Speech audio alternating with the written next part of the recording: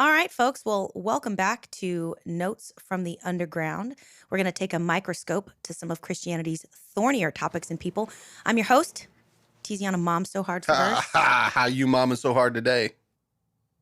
You know what? If you don't look both ways before you cross the street, I am telling you, eyes up. Eyes up, kids. If somebody tells you to jump off a bridge, are you going to do it? Are you going to do it too?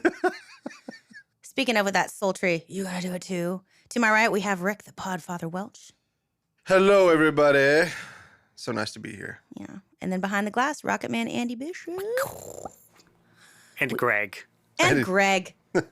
He'll put And in if Greg. he thinks he has something to add. Don't worry. And our fabulous spa chairs. You listeners can't see that. Yes. For some reason, I have been given the gift of this incredible spa chair that Andy's got me set up in with like matching. Rick and I have matching blue throws on our wicker chairs with our soft cushions. Normally, Andy's got us just sitting on trash he found underneath a blue chair. But this, I'm just kidding. But today, did you go to IKEA? I mean, what's going on? Those are from Aldi. Aldi Yeah. had very nice deck furniture, so I bought some new deck furniture. I'm so comfortable. And everyone has complained enough about being forced to sit on stools that that you finally did something I've about started. it. Yeah. Well, I mean, the chairs weren't for this, but I've started dragging them across the yard for podcasts. I really like it. I'm very happy with And this. may I say, when I walked into the room, that Greg was sleeping so sweetly and soundly. And I told Andy, I said, I'm not taking this cat out of this chair.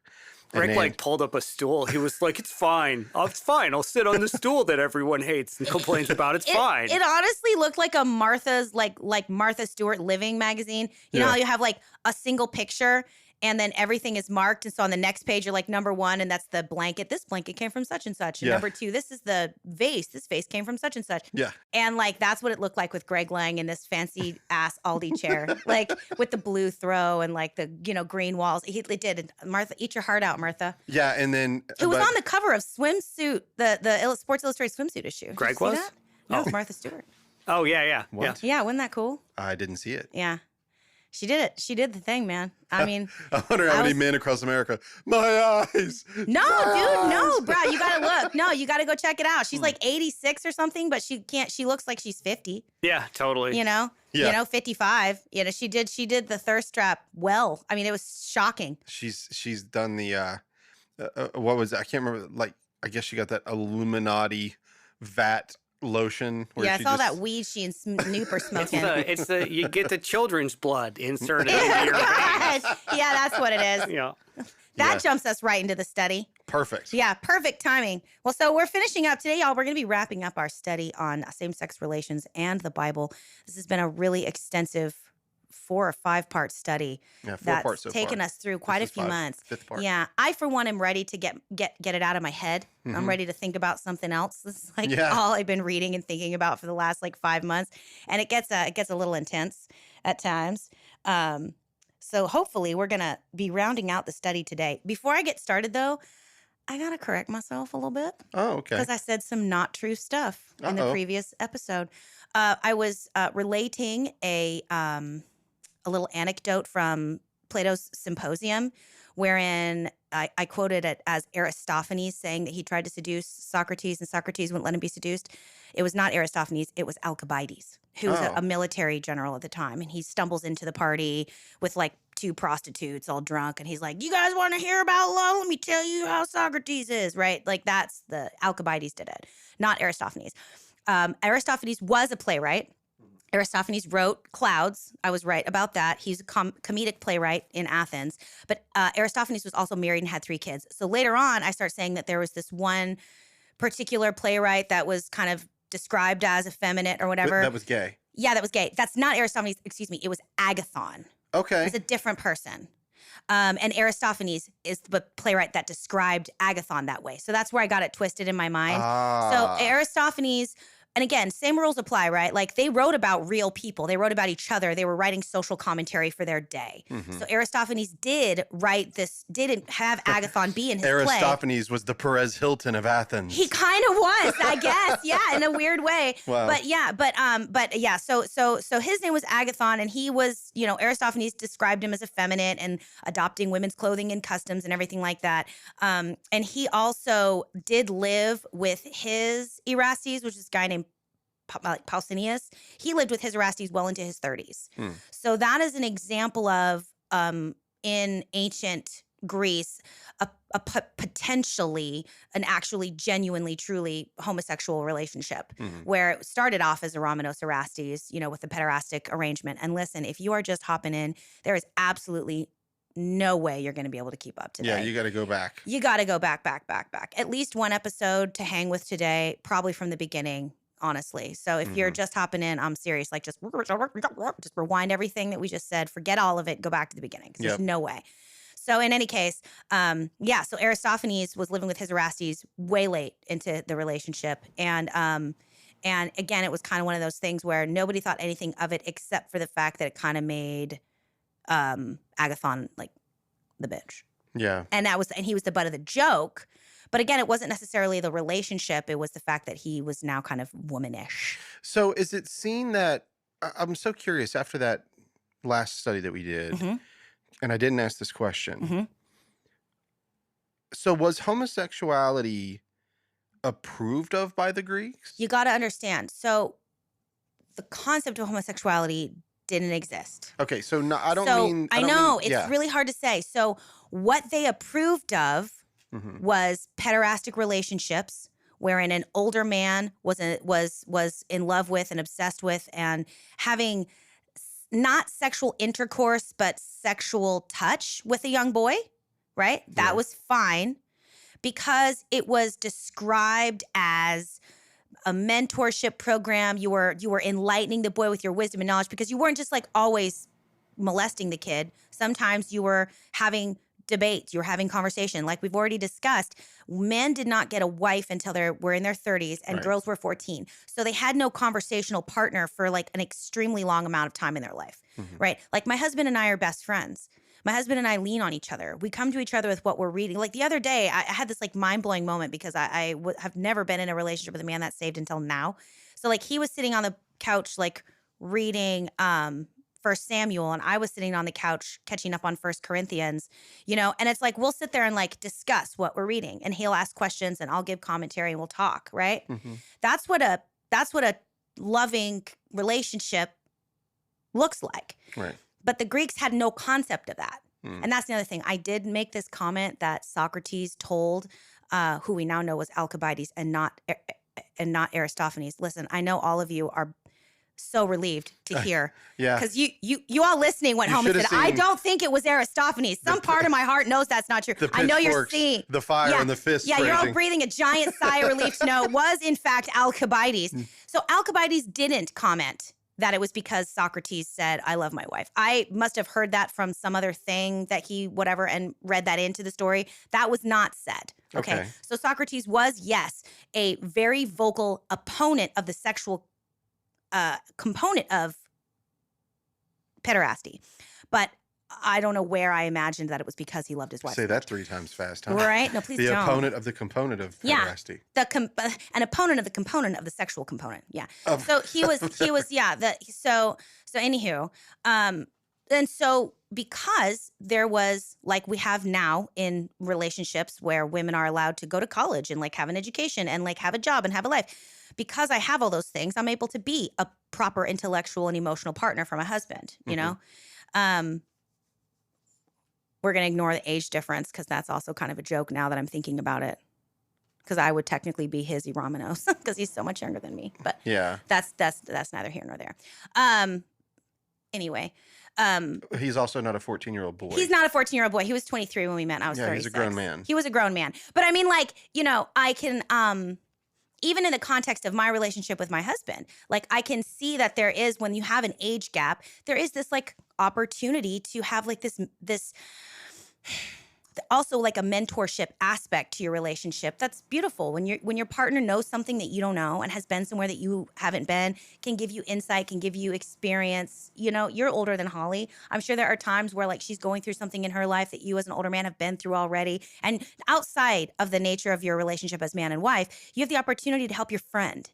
I Right? do, and then there's also, because of the age difference and because I have these former experiences, I know that I could offer a lot of advice, and there's a lot of times when I feel like I don't really want to. Mm. Like I want her to go through the experience and to have, yeah, I don't need to explain the experience all the time. Voila, exactly. And so within this conversation that we're having, in terms of pederastic relationships and stuff, there was also that component. Mm-hmm. And Sure. so the loving of men to one another in an emotional capacity, in an intellectual capacity, in a mentor-mentee capacity, in a fooling around behind the bar capacity, that was all fine. Mm-hmm. The minute one of the partners became receptive anally is when things got weird in Greek culture. Okay. Okay? That was what was gross.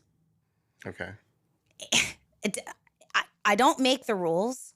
I just describe them. Mm-hmm. And that was kind of the point of the class that I took. And like a lot of the stuff that we try to tease out, a lot of the stuff we're trying to understand is that, first of all, the concept of a man not growing up and like getting married and having children, like nowhere in any ancient culture was that not the norm. Mm-hmm. Because that's what you did.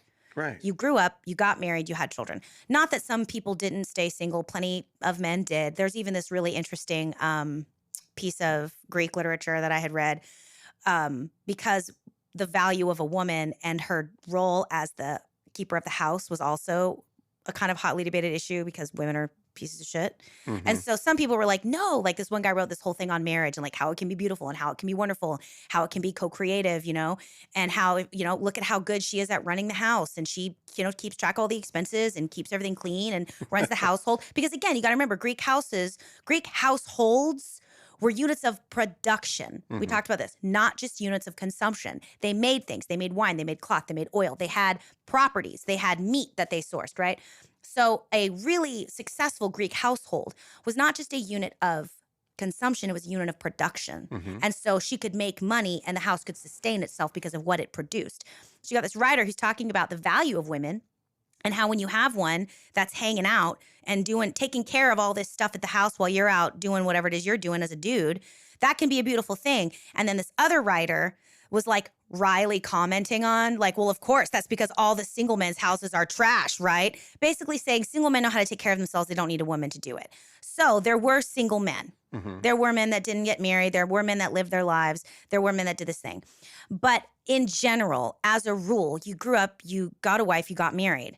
Your relationship with boys and your relationship with other men, even though it was sexual in its nature, it wasn't homosexual in its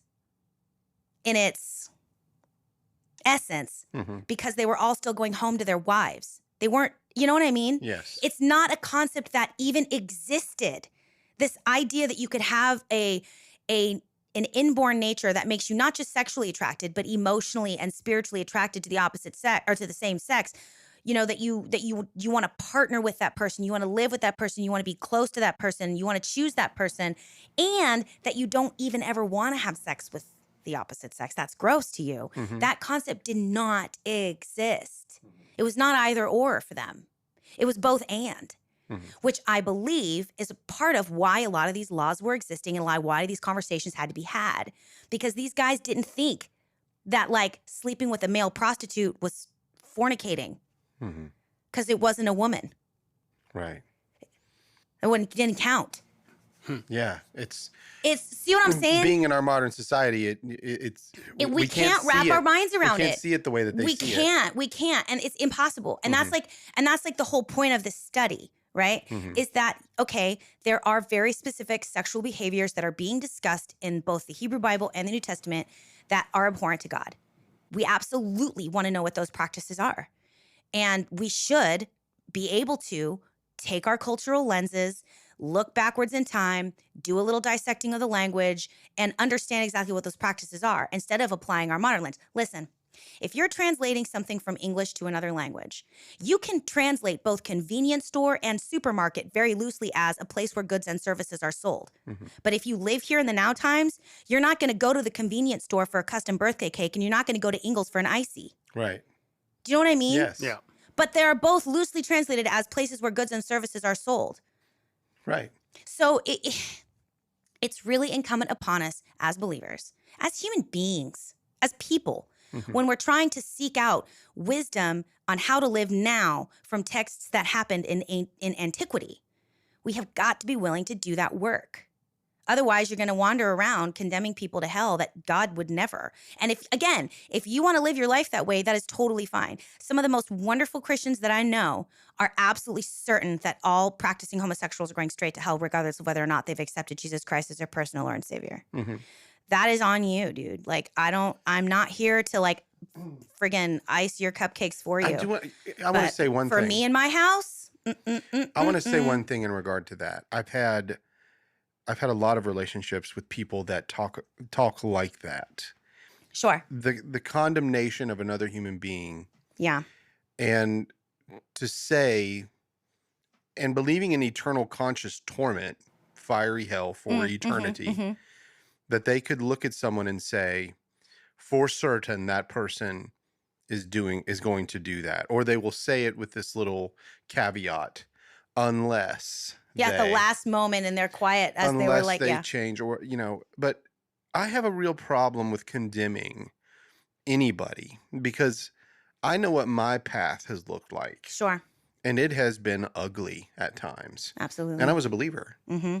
And so for those on the outside looking at me would probably think at those times in my life, oh, he was never a believer, he is destined for eternal conscious torment. Like, that's the way they think. Sure.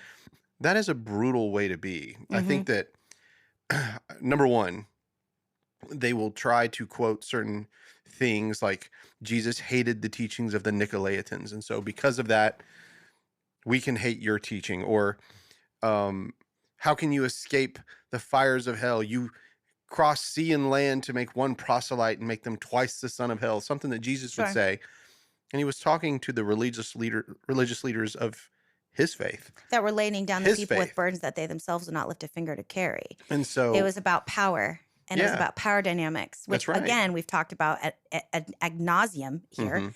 Is one of the things that God hates the most. He doesn't like these power dynamics where people with power are able to extort from people that don't. Yeah. You also have to think, folks, the things that the way, you don't have to live like me. I'm telling you, my perspective is, if you're looking at someone who lives and has a same-sex relationship, and you look at their life and you say, the only way that they're going to get to heaven is if they change and conform to the image that I've given them. Mm-hmm. The decision that I've made is that I believe the Bible says this, and so they have to conform to the image that I see that the Bible's laid out in order for me to believe that they're eternally secure. Mm. I don't necessarily believe that's our place. Well, and this is what we're going to get into Good. when we're talking about this stuff, because we've successfully worked through Genesis, we've successfully worked through Leviticus, and then I just quickly want to recap what we did last time, which was straightening out Romans 1 verses 26 and 27, because I don't know if I fully did it justice. So Paul is employing a rhetorical device wherein he is quoting some commonly held ideologies or beliefs that would have been circulating around the Hellenistic Jewish community concerning those icky Gentiles. And he's using the sort of language and references that would have immediately clicked with them. We talk about this all of the time. Sarita was talking about it on her Beatitudes study, like we talked about the Hebrew study. Right. There are certain things that are said in these letters that are written that to the community, they would have immediately known exactly what he was talking about. Convenience store, supermarket. Mhm. That for us, we're like, what? Right? So that's what's happening in Romans 1:18 through 32. Those are the specific 15 verses, because I mentioned specific 15 verses. So it's specifically verses 18 through 32 where the Greek changes dramatically into a Greek that is absolutely un-Pauline. No biblical scholar has ever been able to be like, that makes sense because that's how Paul talks. He doesn't talk like himself. He's quoting something else, or he's speaking in a style of something else. And again, we have that something else. It's called the Wisdom of Solomon, and it's a Hellenistic book that existed at a period of time. Now, I think that book was written in Jewish rather than in Hebrew rather than Greek. It's written in Jewish. It's written in Hebrew rather than Greek, right? So it's like not a word for word match. But if you ever read the Wisdom of Solomon, it sounds exactly like what Paul's doing. So Paul is not, when he says, and women exchange natural relations, he's not giving his opinion. He's quoting the rhetoric of the Hellenistic Jewish culture that they were using to justify their judgment of and their condemnation of the Gentiles. And again, we talked about that in the last episode, that there's even Hellenistic Jews would tell all their young Jewish boys that all the Gentiles had venereal disease because they just wanted them to be afraid of them and stay away from them, you know? Sure. So it's specifically those 15 verses are 18 through 32. What would be verse 33 is chapter 2, verse 1. He jumps in and says, therefore, you have no excuse, whoever you are. So you see what I'm saying? Paul's it's not a catch-all condemnation of homosexual relations, either male or female, because also that is the only place where mentions of female and women exchange natural relations for unnatural ones.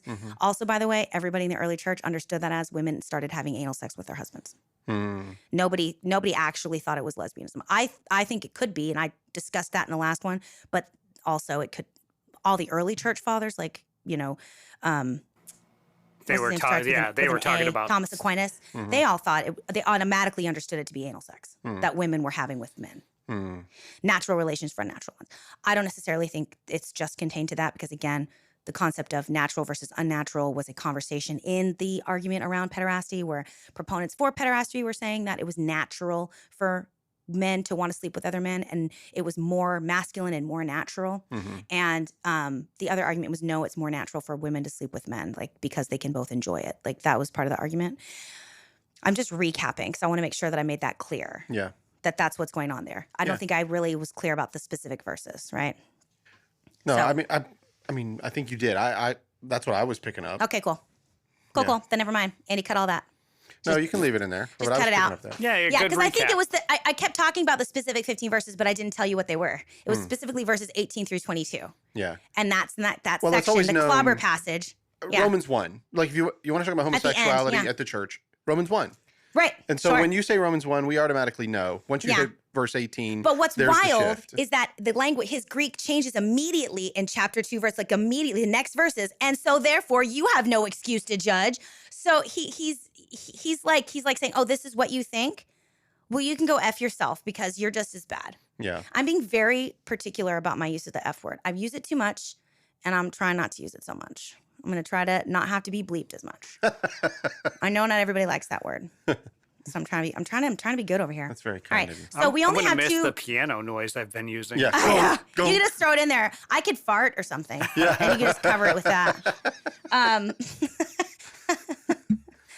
Anyway, we are moving on to the very final two verses that are often referenced when it comes to same-sex relations. So those verses are 1 Corinthians 6:9 and 1 Timothy 1:10. These two sets of verses that they're contained in, those are often called clobber passages. They're often called clobber passages or vice lists because they describe the sort of characters that you will not see in the kingdom of God. So we'll start with 1 Corinthians. All right. The Apostle Paul was a Jewish convert to Christianity when he had an experience with Jesus Christ on the road to Damascus, right?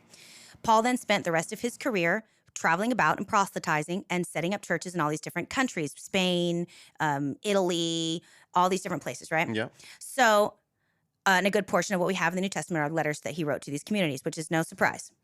So 1 Corinthians is written to the people that lived in Corinth. We've also talked a lot about the Greco-Roman world. Corinth was not Greco-Roman. It was just straight up Greco. Okay. Corinth is a seaport in South Central Greece. And it was an ancient Greek city from the beginning of Greece's like national identity. It had a lot of strategic and commercial power in ancient Greece. It was a seaport. It was like situated where there was this giant rock behind this port and this giant kind of monolithic like structure. And so it had a lot of strategic power because you couldn't just attack it from either side. So it was this very important commercial seaport. It was a huge city. Eventually, Athens kind of replaced it as the major seaport. And then there was like all these like skirmishes and kind of battles. And then in 146 BCE, eventually it's destroyed in Rome's kind of eventual takeover of the whole region, right? And then in 44 BCE, Julius Caesar reestablishes Corinth as a Roman colony, and it becomes the administrative capital of the whole Roman province of Achaia. So that's like 100 years later, Paul writes this letter to the church in Corinth. So just so you know, Corinth, Greek. So everything we discussed about Greek culture that the Romans adopted, Corinth was like where it was going down. Corinth is so well known. First of all, the story that I told last episode about the man Melicius and who had the super cute son that one of the guys wanted for his Erastes, and so he's pursuing him, but the boy was like, no, I'm going to be chased. And so he got all drunk and went in and ripped him apart. That happened in Corinth. Okay. That happened in Corinth. Corinth was so well known for its lascivious and like lecherous attitude in general that Aristophanes, and I do mean Vegas. Aristophanes this time, he coined a term called to Corinthianize to describe being like overly sexually lascivious. So what happens in Corinth? Yeah, Corinth was the Vegas Goes of all over Greece. the world. No, seriously. So Spartans had this attitude and for being well-known warriors. Athens had this. Athens was well known for its comedy. Attic comedy was like it was like the hot spot for like comedic writing. Corinth was where you went to get weird Yeah. sexually. Asheville. No, I'm serious. That was its national identity, right? What is the country that's infamous? Taiwan or Thailand? Thailand. Yes. Yeah. Corinth also in its antiquity had one of the largest temples to Aphrodite in all of Greece. Okay. It was a temple that was so huge it employed hundreds of temple prostitutes in Corinth. It also had a temple to Apollo, but that's like less relevant. Still, temple prostitutes. Just that phrase. I mean, if you just change it to church whores, you can, right? Like that gives you the bite of it that it probably that it kind of should have, that temple prostitutes doesn't, but it's exactly the same thing. Yeah, it is. And once you say it that way, you're like, whoa. Although, with temple prostitution, you got to remember there was definitely an aspect of consent and agency that is removed a lot. So like Xenophon is this guy that was an Olympic medalist, like in the history of the Greek Olympics, and they kept track of that stuff. This guy Xenophon was like one of the winners, and he gave 100 virgins to the temple of Aphrodite as an act of thanksgiving. So did they want to do that? Were they virgins? Were they children? Yeah, probably all of that. But ultimately, this is the whole purpose of this is to bring money into the temple. Yeah. That's the whole purpose. It's just a big business. It's a big business, but Still also wild. like for these folks, again, so you got to remember, like for these people too, it's part of their worship. They think that this is how they get along with their gods. Mm-hmm. They think that their gods like this stuff. Sure. Like they like it. They want to watch that. They want to be a part of that. Sacred prostitution. And in some circles, sacred sex and sacred prostitution is how other people describe temple prostitution, if there is an agency to it. And if you are, cover your ears, Andy. But like if you are a married person, that's Christian, you do know that there's a certain aspect of sacredness to your sexuality when you're in that loving, committed relationship that God has blessed. So like there is that aspect to What it. is it? I don't know. I just feel like it would make Andy your ears, feel you weird. heathen. Yeah, I just felt like it would make Andy feel weird for some reason. It doesn't. Be like, yeah, I'm not allowed to know the secrets. Andy's not privy. You're not allowed to see my secrets. Thank God. I'm just kidding. But anyways, the point of all this is that both in ancient times and in Paul's time, Corinth was a happening city with a bad reputation. It had an economy. Part of its economy was just based on, like you were saying, temple prostitution did bring in money. So it had an economy that was based on pleasure. It was known for having a pleasure economy. So every one of the letters that we read to the different communities that Paul established has a different flavor that's based on the types of people in the church that he established. Like, when we read Thessalonians, it's very, very different. When we read Romans, it's very, very different. Romans, you can tell he's arbitrating between these two communities, right? The book of Corinthians is there's so much about sex in that book. Like, of all the different epistles. Oh, that church was a mess. That church was, but it was not just a mess, it was a sexy mess. It was a sexy mess. That's the thing. And I point all this out because what we're going to get into when we jump into 1 Corinthians is that not just in this one particular verse, but in the entire book, the book of Corinth the Corinthians has a lot to say about sex because the inhabitants of Corinth had a generational curse of sexual immorality that was rooted in the land, that was rooted in worship of Aphrodite, that was rooted in pederasty, that was rooted in, a city of dark pleasures that made its name for itself based on being the place where anything goes. Mm-hmm. You see what I'm saying? Sure. So again, when we're reading this letter, we have to be willing to understand that this is also to a specific community that was struggling with a certain thing. Yeah, the hermeneutic of audience relevance matters. Yeah. Especially in this book. Yeah. Because if you're not up to speed on the book of Corinthians, Paul is not super stoked with the way these guys are doing stuff. Mm-hmm. And he kind of jumps right in with giving them like a spanking from the immediate get-go of this book. And some of his bigger beefs, and we can just read some of it. Yeah. Because I think it's important to actually read the texts. Historical beef. Yeah, historical beef. He gets really upset because there's a man that's sleeping with his father's wife. He gets really mad about that. Mm-hmm. He gets really mad because, and this is interesting, they were having the Lord's Supper, which we do. We just eat a little wafer and a little drink of juice from a thimble. Yeah. Once a month. But back in the day, they would have a meal together. The Lord's Supper was a meal. Yeah. And it was part of how they discussed, as part of how they built community with one another. And so what was happening is there were some people that were just coming to the Lord's meal and just eating all crazy and guzzling and gluttonously. And so then people were arriving late to the meal and there was nothing left for them to eat. And they were getting drunk. Corinth, what happens in Corinth stays in Corinth. Mm-hmm. You don't see Paul having that problem in other churches. No. You don't see that coming up in other books. So again, we have to remember that they're the people of Corinth, the converts, were coming out of a very specific kind of lifestyle that they were having a hard time understanding how it fit into the Christian community, right?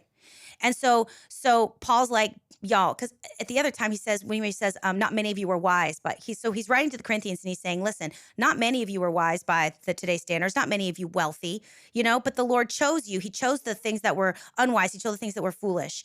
So what this suggests when he says not many of you is that some of them were. So the church in Corinth also likely had it was a socially stratified body of believers. Mm-hmm. So you had a lot of wealthy people that had different ways of doing things. And again, remember pederasty, paying for prostitution. These are all vices and activities that the upper class get a chance to hold on to and do. You don't generally get to do that if you're a slave class. Right. So you had this body of believers that was complex, that was socially stratified, that was bringing in all these different exposures and experiences into from either end of the spectrum of the behavior. Either you're going to have, can you imagine if your church was full of the dishwashers and the servers from Cracker Barrel, but also only the people who go to eat at Cracker Barrel after church on Sunday? Mm-hmm. Do you think that those people would get along super good? Do you think those people would have the same experience? For those of you that have never worked at Cracker Barrel, that would make a bit of an antagonistic relationship. Yeah, right? Or we can take that anywhere. We can take that. Can you imagine? I go to the gym. I go to the gym all the time. All the people that clean the gym in my gym, most of them are Hispanic. And all the people that work there and are cleaning and racking weights and stuff. The guy that runs our gym, that is in charge of the janitorial crew, is a white guy, but he lived in Spain for 30 years, so he speaks Spanish perfectly. I go out of my way to speak Spanish to these people when I see them because it's appropriate, because I speak Spanish and so do they. And I can see the looks on their faces, and they're happy about that because 90% of the clientele at that gym treats them like they're invisible. Can you imagine what would happen if those people went to church together? They're all supposed to be worshiping the same God, but they socially occupy very different places. Right. Yeah, it'd be That very was separate. part of the issue in Corinth. That's part of what Paul is talking about here. That's why he dives into that whole thing about eating meat that's been sacrificed to idols. Right. Because you would have had a socially stratified body of believers. The ones that were maybe had less access to food and money would have maybe a different experience with eating that food than the people that had more money and had access to all kinds of stuff. Mm-hmm. Sure. So you have to remember. So there's this stratified community. They're all hanging out, and Paul's like, "You guys, I'm so mad at you. You have a guy that's sleeping with his mother-in-law. You have people that are suing each other. You know, you've got people teaching that you're not even allowed to have sex, even if you're in a married relationship. That's ridiculous." Like, he's got a lot to say about sex. Mm-hmm. And in chapter 5, he's like, I'm going to just read 5 because we're about to jump into the vice list. So let's read chapter 5. 1 Corinthians chapter 5. It is actually reported that there is a sexual immorality among you, and of a kind that is not even found among pagans, for a man is living with his father's wife. And we talked about this, power dynamics. Mm-hmm. It's a power play. We talked about this in Leviticus. It's like when David is old and he has a young woman that comes in and sleeps with him and keeps him warm. Lays with him, yeah. And then his son sleeps with her in view of everyone. It's not about the sex, it's power play. Right. So again, Paul's like, not even pagans do that stuff, dude. Right. Because that's a power play. So should you not have rather mourned so that he would, and you are so arrogant. Should you not rather have mourned so that he who has done this would have been removed from among you? For though absent in body, I am present in spirit. And as if present, I have already pronounced judgment in the name of the Lord Jesus on the man who has done such a thing. When you are assembled, and my spirit is present with the power of our Lord Jesus, you are to hand this man over to Satan for the destruction of the flesh, so that his spirit may be saved in the day of the Lord. Your boasting is not a good thing. Do you not know that a little yeast leavens the whole batch of dough? Clean out the old yeast so that you may be a new batch, as you are really unleavened. For our paschal lamb, Christ, has been sacrificed. Therefore, let us celebrate the festival, not with the old yeast, the yeast of malice and evil, but with the unleavened bread of sincerity and truth. I wrote to you in my letter not to associate with sexually immoral persons.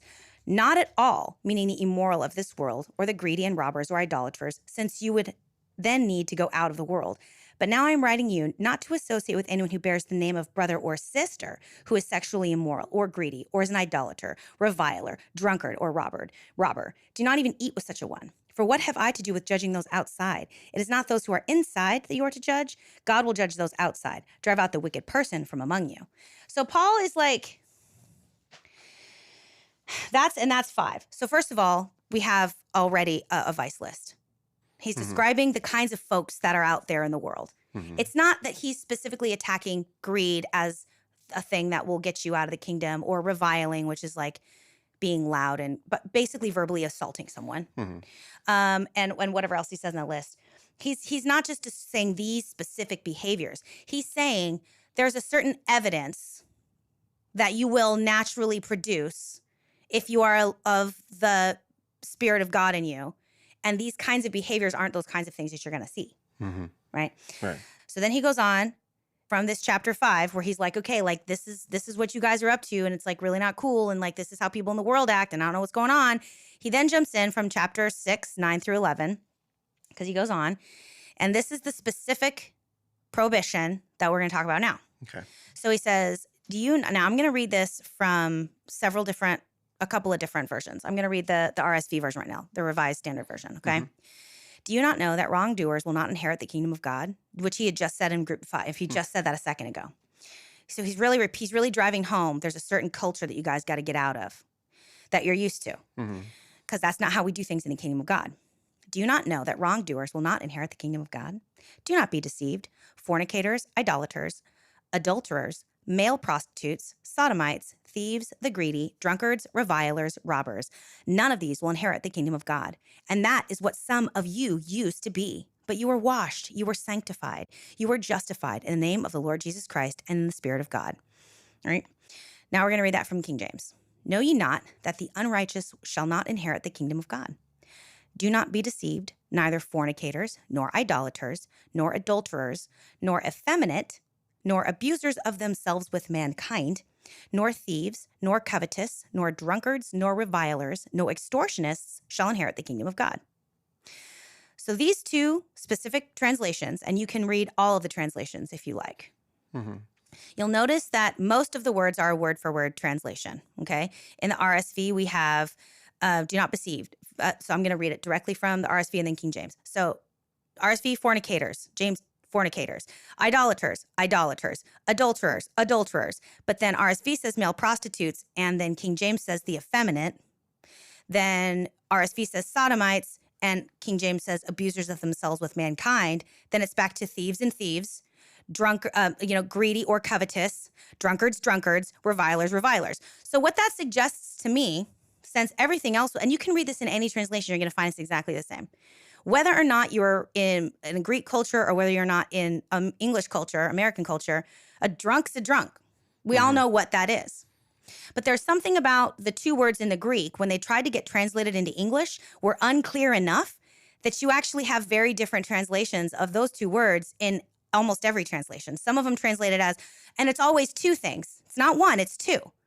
Mm-hmm. So if it was just being gay, it would just say being gay. Mm-hmm. There's two specific actions, two behaviors.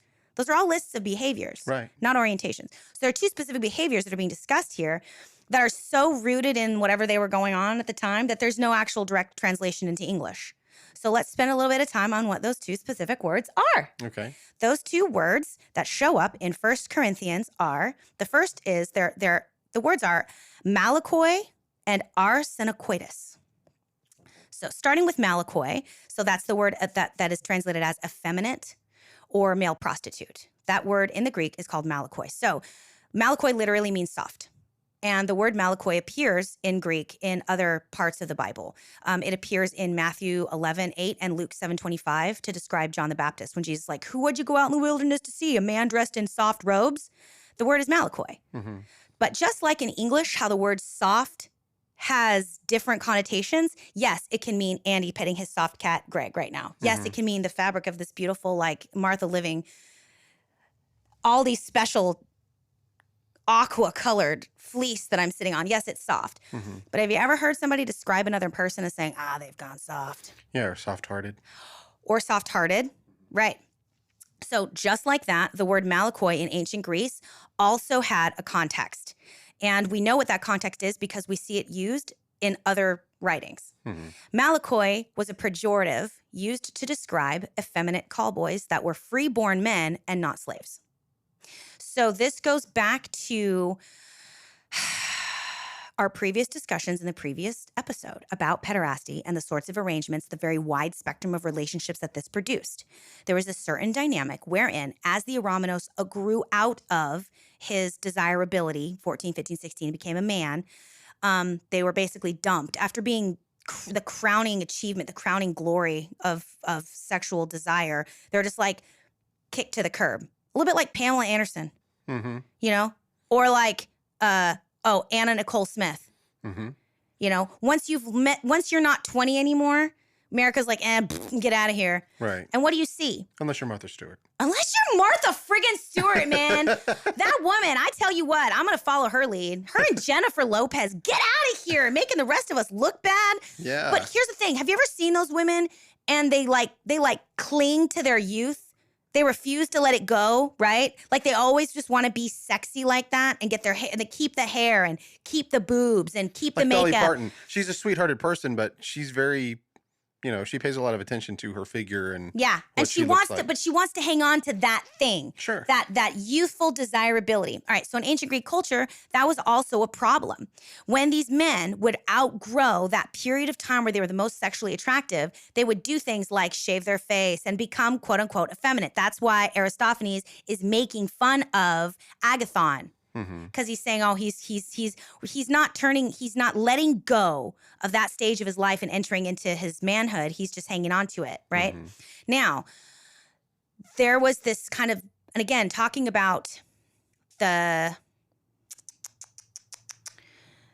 dynamics of sexual encounter. If you were the pitcher, whatever, if you were the catcher, now you're gross. Mm-hmm. These effeminate call boys were then these boys that were growing up. Pederasty existed among the wealthy, and they were freeborn men, right? They're not slaves.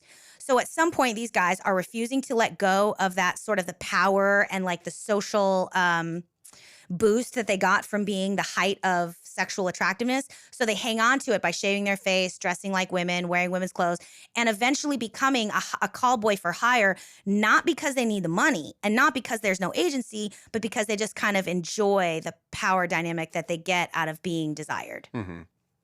So, and we see that happen all of the time. We see that a lot, like being called a malakoi or being called like malakos is another like a way to say it. We see that in ancient Greek culture. We see that in other ancient Greek writing all the time. Mm-hmm. So that's kind of what Paul's talking about in this your particular setting. I was going to say something in regard to that. So the use of the word malakoi in the Christian study dynamic, what they'll do is they'll use the Bible alone and they'll say, okay, when is this word used in other places in the Bible? And then therefore, how do we interpret it? And I think that that's fine. However, if you know that there were other Greek writings written at the same time or in that time, why can't you look at the way that those words are used in the culture? And you should. Booty call, butt dial. Exactly. Two different things. Yes. And you have to, you don't just use it from the Bible, you take a full context. That's why if I take my Strong's Concordance and I read a word and I say, hey, that's what that word means, it's not always the case. We learned that when Dr. Frost was here. He would say, yeah, you would grab the Strong's and say, this word means this. Well, in fact, it doesn't. When you use it 4 different ways in these sentences, it means something completely different. Right. And so we got to use these other. So that's a really good point you're making. Yeah, like we can't just use the 2 from Matthew whenever Jesus used the word malakoi talking about John the Baptist. Yeah, bad means bad until it means good. That's right. You know, like that's right. We do this all Shame of on, the time. sister. Yeah, like we do. yeah. Who's bad? It means bad means bad until it means good. That's so right. You've got to be willing to understand context. So for me, looking at all of this, and again, keep in friggin' mind, this was a socially stratified body of believers. Mm-hmm. So within that socially stratified body of believers, you absolutely had slaves that had no power over what was being done to them. Mm-hmm. And then you also had worshiping in the same pew rich boys, rich men that were choosing to engage in this behavior because it made them feel good. It made them feel desired. It made them feel wanted. It made them feel. I mean, like they're essentially like playboys that are a little too old for the game they're in. Right. But right? worshiping next to former slaves who probably But you can imagine this, you can imagine those people in this day and age, whether they be male or female, you know. And listen, and this is what we're getting into.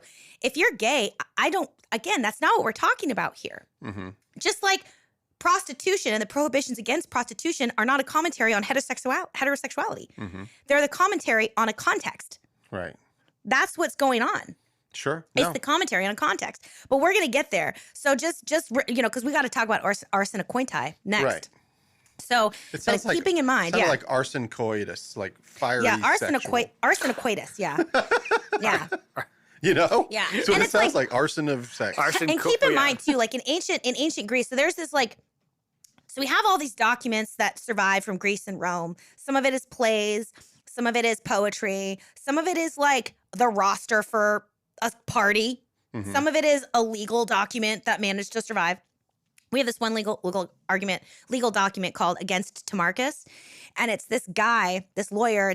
It's basically a court transcript, and he's coming against this wealthy guy Timarchus, and he's like just ripping him up one side and down the other, and talking about what a piece of trash he is, and he's calling him a malakoi, and it's with the most absolute disdain and disgust because.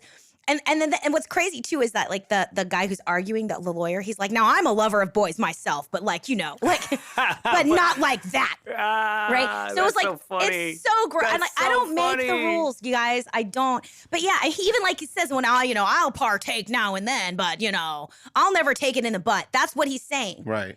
But this guy's doing it. And again, it's like the whole point is, and it's not because he's desperate. It's not because he needs money. It's not because he's in love. That's against Timarchus, that's the whole point. It's not because he's in love. Mm-hmm. It's because he just wants power, he wants control, and he wants to make money. Mm-hmm. Party boys. He's a party boy.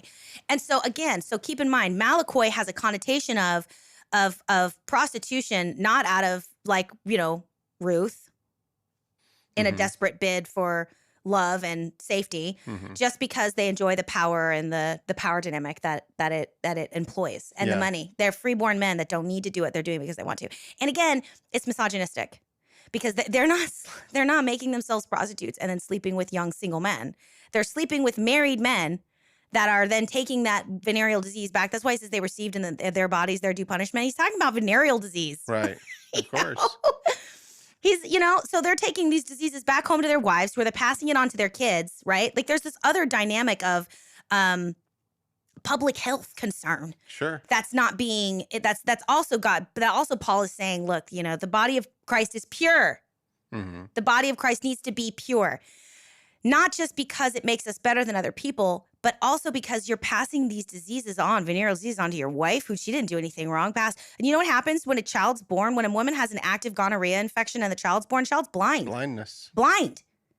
So it's like your sin, your desire to like get a piece of weird is so strong that you're going to cause your own children to suffer and be blind and cast out for the rest of their lives because you just can't stop enjoying the weird stuff. Right. Like, if you want to get the weird, just talk to your girl, man. Right. Listen. Some girls. Well, like, you know what? If just work it out. Either that or go to therapy. I mean, that's what we would say now. Yeah. But I mean, even in today's context, we don't need to go so far as to say, oh, he's gay, to say that's wrong. If you know a married man that is sleeping with other male prostitutes on the side, that's not okay. Yeah, the homosexuality is not the issue. Yeah, the homosexuality is not the issue. Yeah.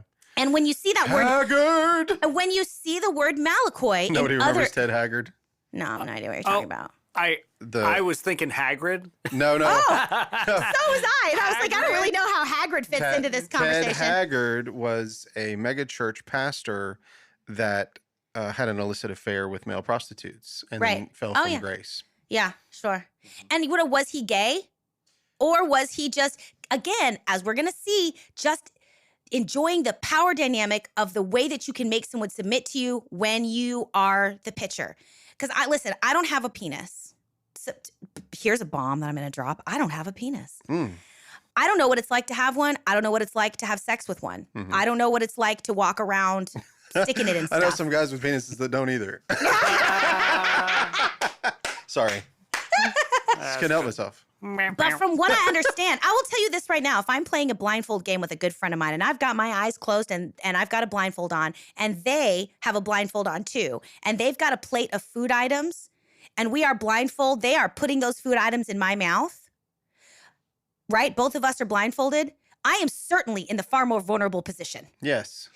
That's how I feel about sex. Yeah. I don't have a penis, but I'm constantly the one getting the put in my mouth, right? Like, I don't know what it's like to be the blindfolded person with the plate of food doing the shoving, but there's a power dynamic involved there. And it's one of the reasons why we see God constantly restricting what men are able to do with their sexuality, who they're able to sleep with, when they're able to sleep with them, and under what contexts. Because there's correct me if I'm wrong, gentlemen, I'm going to put a finger up because you might strike this from the record. This one might just get cut, but I just have to say it. I used to know a guy, and one time he was talking about anal sex with a girl and how that, more than anything else, really made him feel like he owned her. Really? Yeah. And I've known women that I love deeply that had to break up with their partners because they had that at some other point with some other woman, and it was now so deeply ingrained in their sexual identity that they couldn't live without it. There's a certain... Now, it's not all the case because I also know plenty of women that enjoy that. I know plenty of people that will, North Pole, South Pole, it doesn't matter to them. They enjoy it either way, one way or the other, right? For some people, there is a very specific there's a very specific power dynamic involved in the domination and in the control and in the hierarchical structure of being allowed or not allowed, and doing it anyway, to penetrate another man from behind. Right. There's a power dynamic involved there that becomes addictive and heady for some people. There's a reasonable amount of men for which sex is a game that they win. when they get it. Exactly. Yeah. Exactly. And there's a certain level of when you can take it from someone without their permission, without their consent, without their enjoyment. That's another level of it. And again, women can be bad and women can do that too. But as a general rule, unfortunately, it's the penis card holders. Mm-hmm. That's just the curse of that identity. Right. At times, God bless all of you men that have been able to shirk that. God bless all of you men that are just as disgusted by rape as the rest of us, right? Mm-hmm. God bless you men that would never, even consider taking enjoyment out of sleeping with someone who is not consenting. But I am going to court with a girlfriend next month who was roofied and assaulted and filmed. Yeah. It's men, unfortunately, broken ones, they like to do that. And what Paul is saying is, once you have a conversion experience, it's not like don't do that because you're going to go to hell. You shouldn't want to do that anymore. I mean, do you know how easily it is in our society to observe pornography? Oh, yeah. I mean, do you know how easy it is? And let's just be real. From experience, I know. My point is that for those of you, and you might strike this from the record, but if you ever watch porn, most of the time it is domination. Yeah. And the male. Yeah, a lot of it's always about whether you're hitting or you're. Yeah. And supposedly the women enjoy it or whatever, right? But that's kind of the point. Like the women will play that role. Yeah. Because that's what men pay for. Right. Yeah. I mean, like the majority of pornography, exists so men can feel powerful. Yeah. And men can feel a sense of sexual gratification that's wrapped in and around being powerful. And I guess my point is that in our society, it's just as rampant. It's just a lot of it is more hidden because it can be. Yeah. Because you have a device that you can use to, partake. Mm-hmm. And it's not really hurting anyone necessarily, right? Yeah. But the people, the ones who are voyeurs alone. Yeah. There's people out there that are acting that in order for you to feel a specific way. Well, and what's fascinating, I like that you say that because yes, so when it comes to pornography, because that's not something that is described or even talked about in ancient the Bible. Like there's not no the way we prohibitions against observe pornography, right? So we have to extrapolate, right? And we understand that there's just as much of a no-no in watching porn as there is in filming porn. Right. If you are a believer, you probably, right, aren't going to, without any sense of, conscience being kicked up, either watch porn or participate in making porn, right? That's like what we talk about. So this brings us right back to the next word because malakoi is right there next to another word, which is arsenokoides. Can you spell that, please? I can. It's arsenokoites. And there's one of those little like dashes over the second O. So arsenokoides is a compound word between arsen, which means male, and koitai, which means bed. And we're going to take a little weird sidestep into Greek linguistics, but when you have compound words like this in Greek, there is another dynamic that's involved. So the first part of the word, in this case, bed, is the force of action the second part of the word, in this case, bed, is the force of action for the first part of the word. Okay. So the second part of the word is the action to the first part of the word. So in this case, bed is the action to the first part of the word. So if we were going to translate it more kind of properly, it would be translated like the one who lies with a male. Now, that particular language, first of all, that word never existed before Paul. We don't have that word recorded in any Greek literature anywhere ever. It shows up after Paul, but only when people are referencing Paul. So Paul like straight up invented a word to discuss a specific thing happening in Corinth, first of all. So again, and it never shows up anywhere else except for in 1 Timothy. And again, it's in the same context. Could have been slang, just never written too. Possibly. One of the suggestions is that it was a Hellenistic Jewish word that was kind of like a widely utilized slang. Because if you look at that language, one who lies with a male, that's how you would properly translate arsenokoides into Greek. It's basically the same language in the Hebrew as the Levitical prohibition against one who lies with a male. So it's as if Paul is specifically trying to create a Greek word that specifically harkens to that particular prohibition. So he's creating a word that didn't already exist. He's creating a word that didn't exist in order to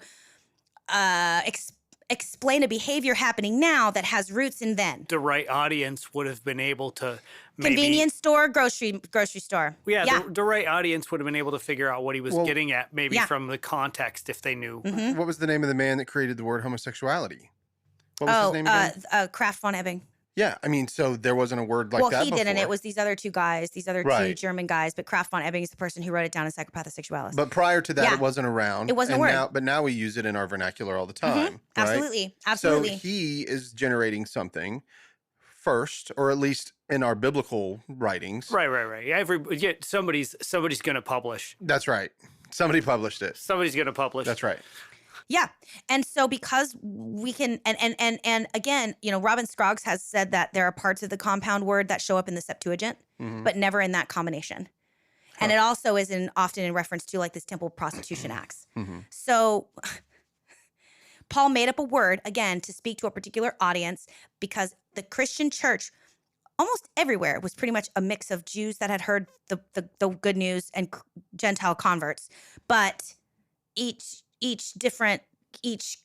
Paul always went to the synagogue first and then went to the Gentiles, right? But his basic mission was to the Gentiles, but he often was going to the synagogues first, and preaching the news there. And so you have all these dynamics of both Jewish and Gentile culture, but also you have the dynamic in this particular case in Corinthians of this like very stratified social structure. And Greece was a very highly stratified society, like socially stratified. I mean, also all societies are somewhat stratified, but like there are certain societies and Rome too, Roman society was very highly stratified. Like, and so like when you had these bodies of believers they were neither slave nor free nor Greek nor Jew, that was an inflammatory statement because these places were very stratified. Right. So when Paul says both the Malakoi and the Ars Anakoitai are the issue, he is saying if you watch the porn or if you made the porn. He's saying you guys both can't be doing that. Right. He's saying if you are the person who is dressing yourself up and enticing married men to sleep with you because you enjoy this part dynamic, or if you're the guy that's like stepping out on your wife in Vegas, either of you are not so good. Don't be doing that.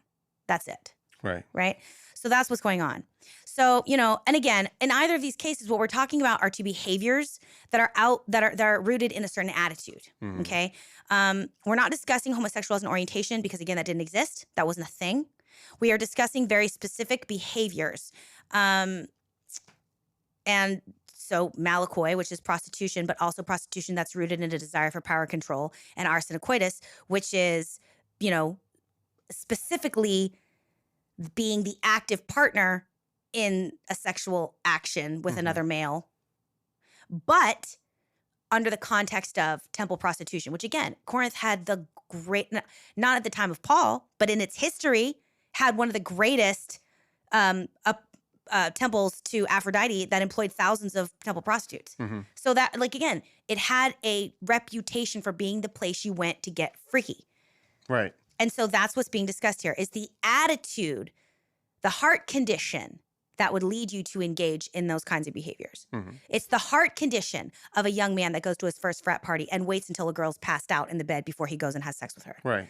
It's not the heterosexual sex that's the issue. It's the heart condition that would lead that young man to engage in a behavior that is so predatory. That's what's being discussed. Sure.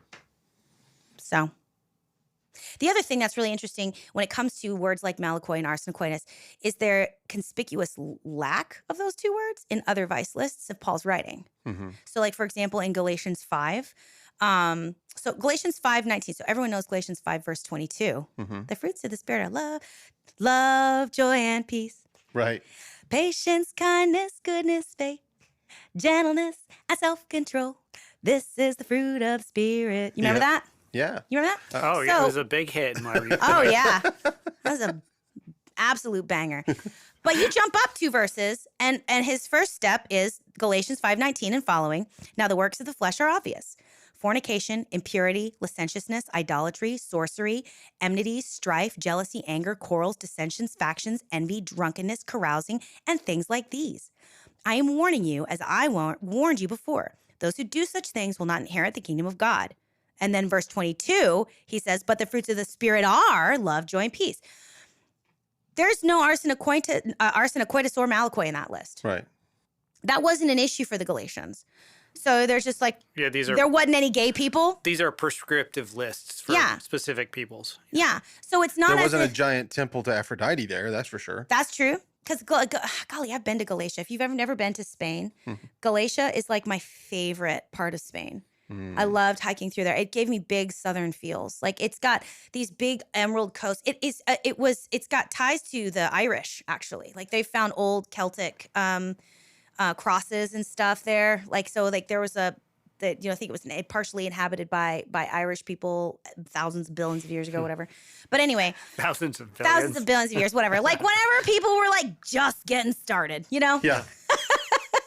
She's got facts, people. Yeah, but the thing is, if Paul was specifically trying to say don't be homosexual, then you would find those two words showing up in every opportunity that Paul has to say these are the kinds of things that the Spirit of God does not enact in people. But you don't see it in Galatians. You only see it in Corinthians. So again, it says to me, and knowing what we know about Greek culture and its historical engagement in pederasty, its historic engagement in the denigration of women through its misogynistic belief that they were pieces of shit that weren't worth anything but childbearing, in the way that their number one sexual desire was a preteen boy. Like we know all of that about this culture. It makes sense to me that those two prohibitions against a certain behavior are what need to be called out in this culture. Yeah, in that one particular city. Yeah, you know? And again, it's the heart condition, okay, that's being outlined here. Because Tamar dressed up like a temple prostitute and slept with her father-in-law. Both sleeping with your daughter-in-law and dressing up as a prostitute are against the law. But when Tamar did it, she was righteous. Right. More righteous than him. Yep. You are not to include a Moabite into the assembly of the Lord unto the 10th generation. Deuteronomy is very clear. Yep. And yet we have Ruth. 7th generation. That's right. So, once again, we need to be careful when we start looking at a behavior and condemning that person kind of ad hoc. Paul is not saying these behaviors send you to hell, just like, Tamar didn't get in big trouble for breaking of course the law wasn't given yet, but still. Yeah. Right? Well, I mean. It's the heart of the matter. Right. What Paul is saying is that when you are a person, listen, I'm saved. I'm saved. I've been saved since I was 6 years old. Carousing just means drinking in a loud place. I did that yesterday. Yeah. Right? But in my heart, I was celebrating my friend's 42nd birthday. While my husband watched my kids and texting, is everyone okay?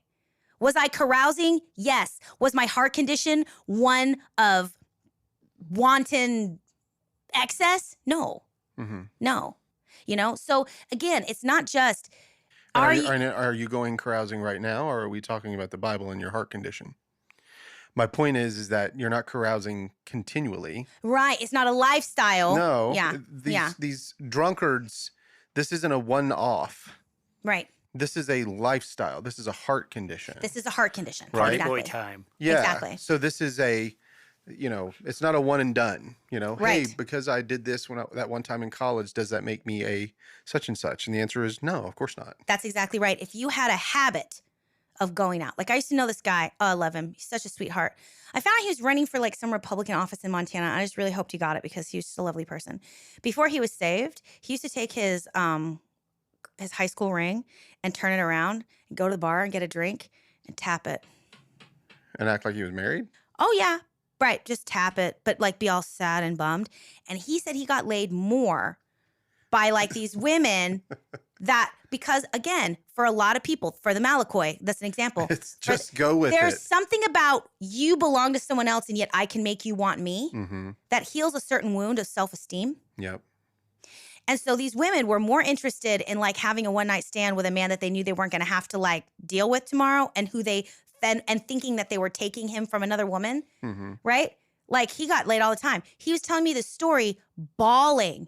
He was crying because he felt so bad that he used to do that. He didn't feel bad when he did it before. After your conversion experience, whether you are gay or straight, I don't care. If you're going to like a sex dungeon, it doesn't matter to me whether you're going there straight or you're going there gay. Once you are saved, your heart is going to grieve that you did those things and maybe not want to do them in the future. Mm-hmm. Now, that being said, I don't necessarily believe that sex is only allowed inside a marriage, but I do believe that sex is a powerful, connective, creative, and intimate behavior that should be contained only within the confines of loving, monogamous, or not even, honestly, frankly, not even necessarily monogamous, but like loving, consensual, eyes wide open, everybody on the same page experiences, right? Like, and I know people that are in relationships where there's 2 or 3 people and that's all of the same context. You know, they all know these are the rules and they're all perfectly happy and loving and respectful. Like, I know that that's weird. You know, those people aren't saved. So again, Paul says, listen, I don't give a F what they do out in the world. I'm not talking about them and you shouldn't judge them either. He says it in 1 Corinthians 5. Go read it again. He's like, that's God's business. Don't be judging them. I'm talking about believers. I'm talking about believers. Once you have been converted, once you have stepped out from your culture of sin and stepped into a culture of God, there are certain things that you are going to leave behind. Sex that is outside of a power dynamic, that is healthy, sex that is going to cause harm to your committed partner that's sitting back at home, sex that involves, lack of consent. These things are never going to be okay. And your heart should grieve them. So if you're continuing to do these things after you've been saved, Paul is suggesting that you should be cast out of the body of believers, which is what he suggests they do to the young man sleeping with his mother-in-law. Cast him out because he's not really a believer. And he says so that the Lord may save his soul. Yeah, he says, give him over to his flesh so that the Lord can save his soul. Right. Yeah. He's not saying, like, he's not condemning that guy to hell. He's just saying he's not actually a believer. Don't keep him within the confines of the church, making him believe that his behavior is perfectly fine. That he's okay and that he's a believer. That's not what's acceptable. Yeah, that's right. So separate him from that to let him understand and think that, oh, that behavior is not okay. Yeah. And so then there's a chance, for him to come to that realization. Yeah. That's exactly. And, the other place that we see arson coitus is in 1 Timothy 1, 8 through 11. And it's a similar list. It's a similar vice list, just like we've seen in Galatians. Malakoi is not present in that particular list. It's just the arson coitus. And like, I'm not even going to spend time on it because it's like exactly what I just said. But also, this is where I'm, people get mad at me. Paul did not write 1 Timothy. No New Testament scholar, no respectable New Testament scholar thinks Paul did. The style of Greek is completely different. It's not the same. It's probably written in, like, the person who wrote it pseudepigraphically. They are trying to sound like Paul in order to give more weight and credence to their words, which is perfectly fine. It's a canonized book. It's neither here nor there. But I think they used arson coitus on purpose because they're trying to sound like Paul. And so they just stole a word that Paul made up that only Paul would use to sound like Paul. But even so, the same prohibition, whether it's in 1 Timothy and somebody who's not Paul wrote it, or whether it's in 1 Corinthians and Paul did write it, is the same. Don't engage in the temple prostitution. Don't engage in being the active participant in a homosexual sexual encounter where consent and agency are not included. That's the same. And so it doesn't matter to me. Yeah, and all this, in my opinion, when it comes to whether he was the author of that book or not, like you said, it was canonized. We do know that Paul wrote other letters that actually didn't get canonized. Sure. They're not around. There's a 3rd and 4th Corinthians. Yeah. There's supposedly a letter that was written to the Laodiceans that no one can find. Sure. So he wrote a lot of things. So at some point, and he dictated his letters. He didn't really write them. He only, like you would say, I signed this in my own hand. He would dictate the letter to people like Stephanus and Marcus and all these others that would write for him, Epaphroditus. To me, I'm not a scholar, but I do know that I've seen scholars on both sides that argue the point. Yeah. I struggle with canonization anyway. Right. Do you know what I'm saying? Sure. Like Yeah, I sure. struggle with canonization. Like, why can't the Book of Enoch be in it? Why can't the Book of Jasher be in it? Like, why are these certain books that the Bible quotes and references I know. Aren't they're in the not allowed Bible. in it? And it's obvious Yeah. that there were men that made this determination, and we, 2,000 or 1,800 years or 1,700 years later, are looking back and saying, that's when it was put together, and so we're going to accept that fully. And you know what? At some point, you have to. You got to call it. Yeah. At some point, you got to call it. But I think, I struggle with canonization anyway. Yeah. But we're arguing, and this podcast is based on that book, those books, the 66 books. Yeah. That's what we're talking about, right? So there are some people out there that be very offended by what you said. Yeah. Very offended. Like, what do you mean, Paul? Of course you wrote it because it says his name, like I, Paul. Yeah. Okay. Understood. You feel whatever you want to feel. That's okay. Yeah. They're going to be real surprised when they hear about Milli Vanilli. Oh, my goodness. You know what's really sad is none of us actually know the names of the people that did it. We know that they did it. The music's still out there. The money's still being made. But we still don't know the names of the people that actually sang that. Oh, we don't? Well, I mean, you could Google it. I think he means we just Oh, like don't. it's No, not but we common know knowledge. Milli Vanilli. Yeah, but we We know. actually don't know their names either. Yeah. It's just Yeah. Milli Vanilli. Yeah, Yeah. yeah, but we Really know good the people songs, that though, were in man. the video. Really good songs. I know. They were- Sure. they I were- blame it good. on the rain all the time. It's a great song. It is. Yeah. But yeah, so I mean, that really pretty much wraps up the study. Honestly, I mean, we've taken a look at all the different, all the different verses that specifically outline sexual activity between men. By the way, because really, absolutely none of this has to do with women. Yeah. Except Which for is- in Romans, where, like you except for said, in it does Romans. mention the women. Yeah. But even then, again, it's not even. I made the decision to go forward with that as if it was lesbianism because that's also a possibility. Yeah. But also, it's just many early church the early church writers like Origen and Thomas Aquinas, they didn't think of lesbianism. That didn't even come into their sphere of reality. Mhm. They were talking about women were now doing butt stuff. Yeah. Yeah, sodomy. That's all they were saying to try and keep their man, Mm-hmm. or whatever. And it's interesting that in that list that he says Yeah. the effeminate. Yeah. It's not even written to women because women are feminine. Right. It's just specifically about men about that are men, being male prostitutes. Yeah. Yeah. Not because they're slaves, not because they have trying to make money, but because they just enjoy the power and the control of it. And they didn't want to let go of their fading youth and Right. being desirable and have decided to adopt feminine ways of behaving and acting, not like a transgender person. Listen, if you are a transgender person, a transgender person, and you're sitting here going, "Oh, Tiziana's saying that like the Bible says you can't be transgender," listen up because we're about to have another conversation. What Jesus himself says in Matthew, that's not at all what I'm saying. I'm saying that when you are, because this culture also, especially Greece, Corinth is Greece. The Greeks despised women; they weren't people. So even heterosexual men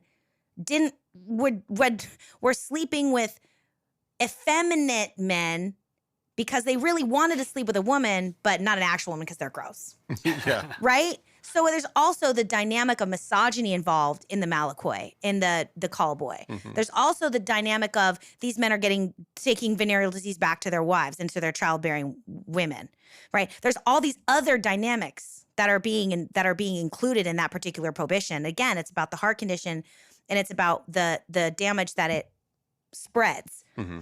Rather than just don't be gay or don't be transgender.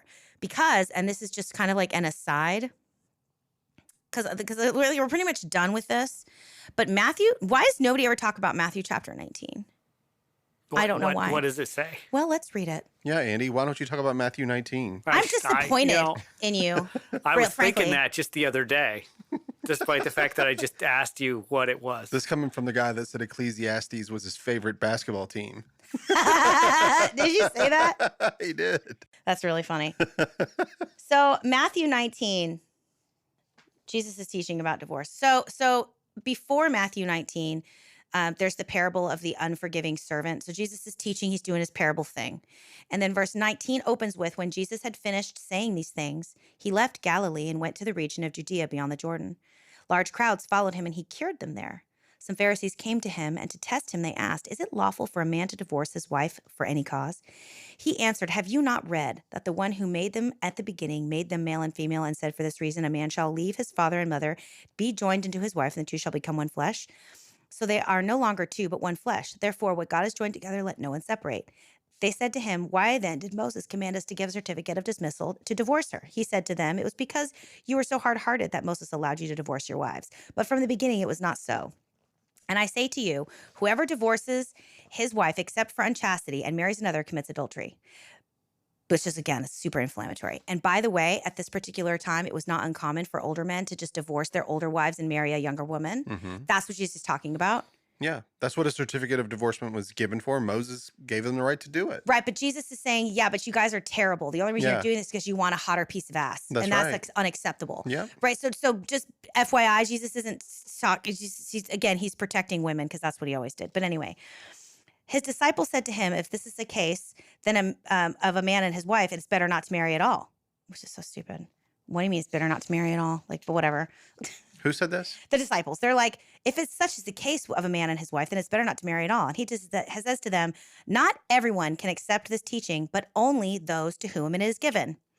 There are eunuchs who have been so from birth, and there are eunuchs who have been made eunuchs by others, and there are eunuchs who have been made eunuchs themselves for the sake of the kingdom of heaven. So let anyone who can accept this, accept it. Mm-hmm. What's a eunuch, y'all? Yeah, somebody with his genitals cut off. That's correct. Now, it's important to, I like to bring up Paul in these cases. Yeah. When Paul says, if it's better not to marry. When he says that, a lot of people are like, well, it's better not to marry. And then, the Catholics for thousands of years misinterpreted all that. Mm-hmm. He was making it very clear. And he says, if you burn with passion, then it's better that you should get married, right? Yeah.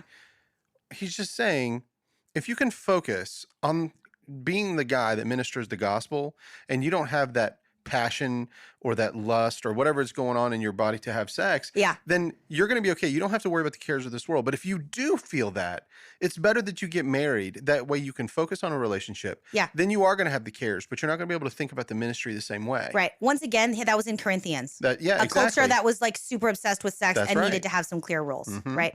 But here's the thing. So Jesus says there are some who are born eunuchs from birth. Yep. Now, I want to ask you, if you really think he's talking about a genetic abnormality called congenital anacordia. No, I don't think he's talking about that at all. No.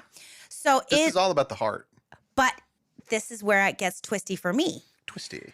Eunuchs are men who've been castrated. That's right. For the sake of like kings and stuff, right? That's right. And he's in Rome. So we don't think he's talking about bilateral congenital and it's called I can't say this word. Anochia. Anorchia, excuse me. Okay. It's congenital anorchia.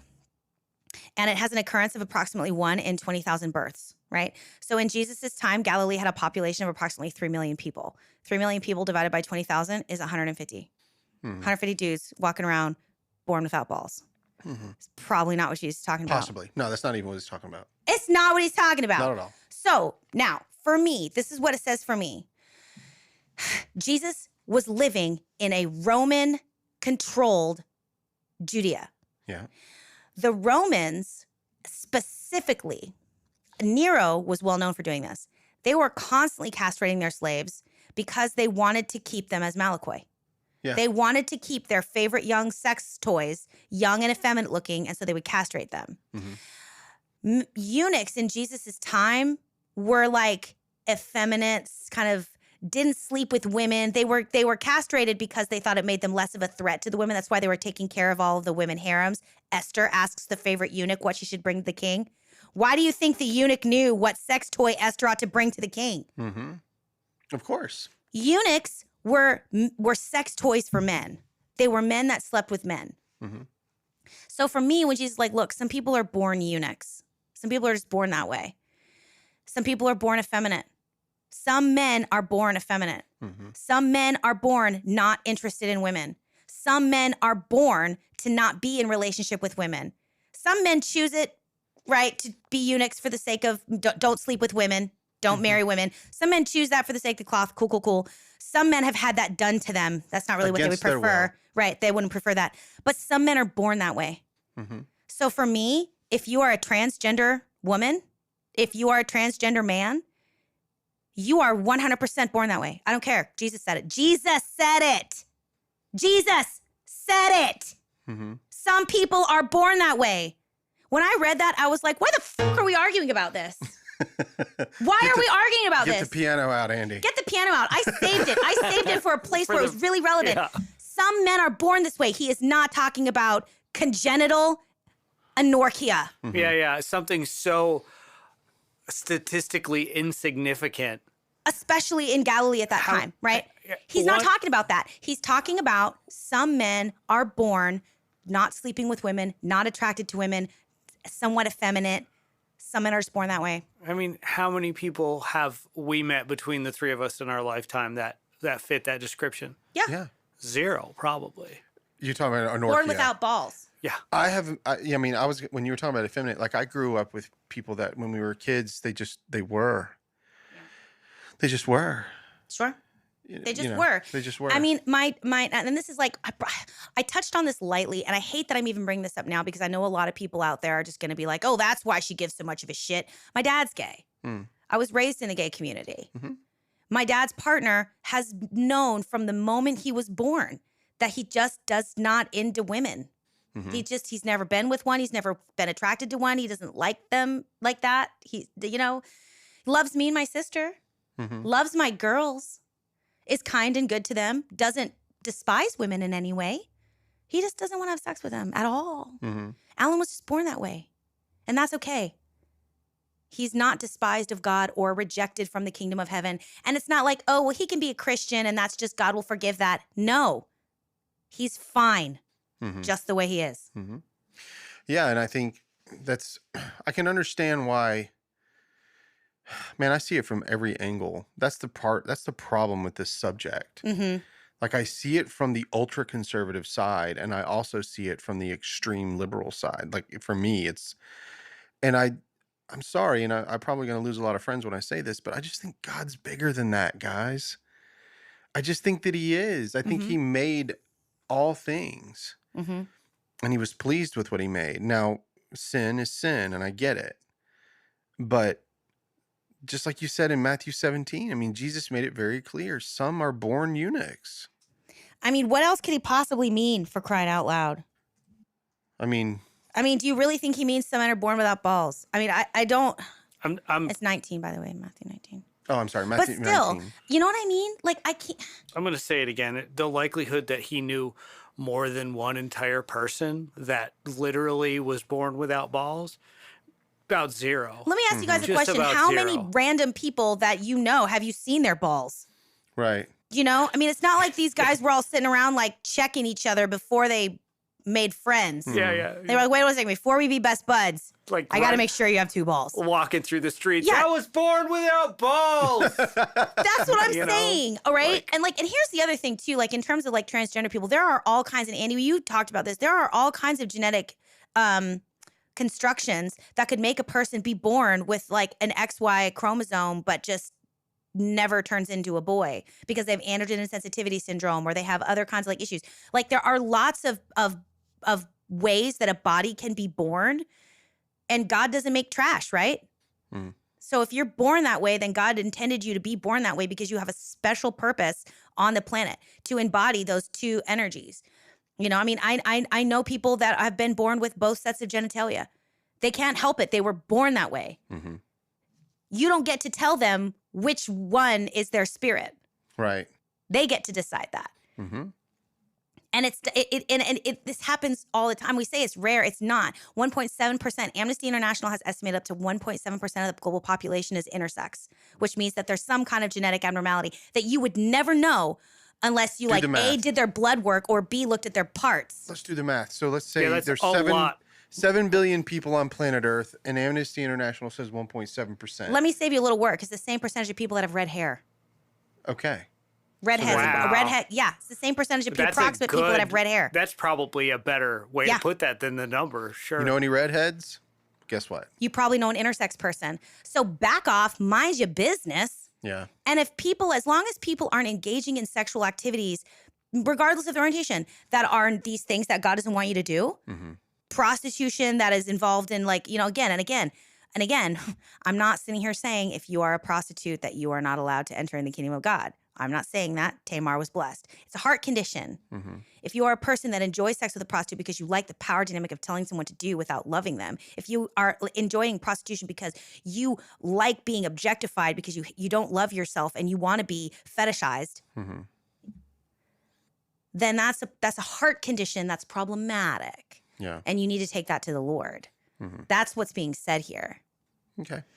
So anyway, that's really the end of that's my soapbox. So that's a 6-month-long soapbox. No, May, June, July, August. That's a 4-month soapbox, people. Woo! I'm tired. I don't want to talk about this anymore. Yeah.